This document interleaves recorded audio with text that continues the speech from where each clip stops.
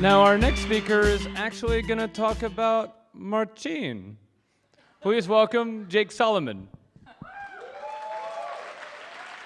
Thanks.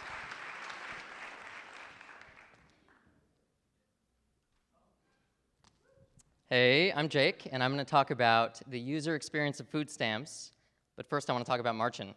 So Marcin was the guy who was just on stage, and as you now know, he is a total perfectionist.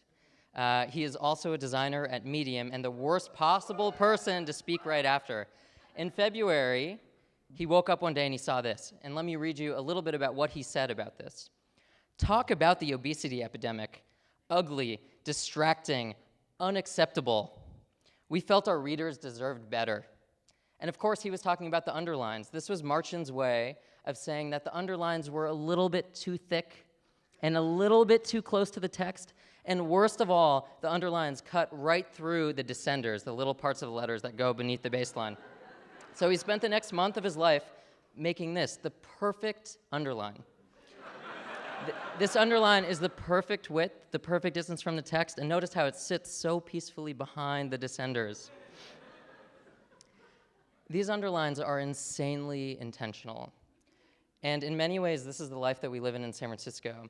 We live in a modern consumer society where we spend so much time talking about brewing the perfect coffee or making the perfect toast or making the perfect underlines. Now put that thought on hold for a second, and I'm going to take you to 1235 Mission Street, which is where I started my fellowship last year at Code for America. And, 1235 is one of the biggest food stamp offices in the city. So the first time we went to 1235, we walked down the concrete ramp entrance here. We walked through a set of security guards at the door and into a big lobby. And one of the things we saw was a tall black man talking to a caseworker at a counter between a bulletproof glass window.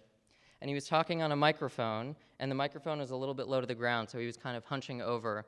And after a little while, he actually got down on his knees on the linoleum floor to finish the conversation with the caseworker. And this was the first time I realized that something was wrong. So we went online and applied ourselves, and we were asked questions like this. Have you or any member of your household been found guilty of trading SNAP benefits for guns, ammunition, or explosives after September 22nd, 1996? Once we were enrolled, we started getting letters like this. This letter is telling us that nothing is changing. So you can read it yourself. And here's another letter telling us that something is changing. Our benefits are changing from $200 a month to $200 a month. And here's why. There's a long list of reasons for the change.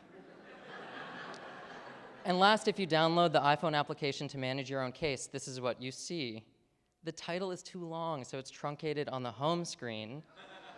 And this totally doesn't matter, but that's also why it's so important, because nobody thinks this should happen, and nobody decided to make this happen. So compare this to Marcin's underlines, from so intentional and so carefully crafted to so incidental and so emergent. And so to understand a little bit about why this happens, I'm going to tell you about CalWin, which was one of the biggest data systems for welfare services in California.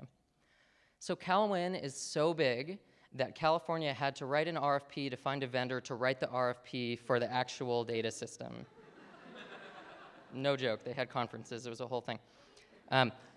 There was only one proposal from EDS, Electronic Data Systems, and it took up a whole bookshelf. You can see the one at the bottom says Project Control Document, which is like a weird movie or something. And if you look through those binders, you will see hundreds of pages like this.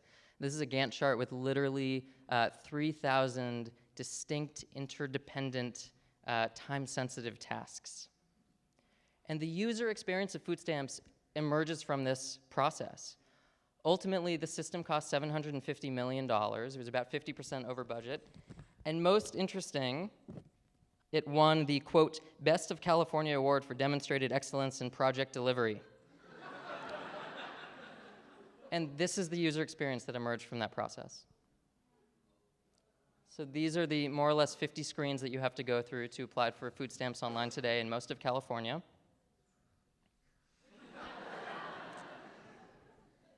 And this is my experience going through.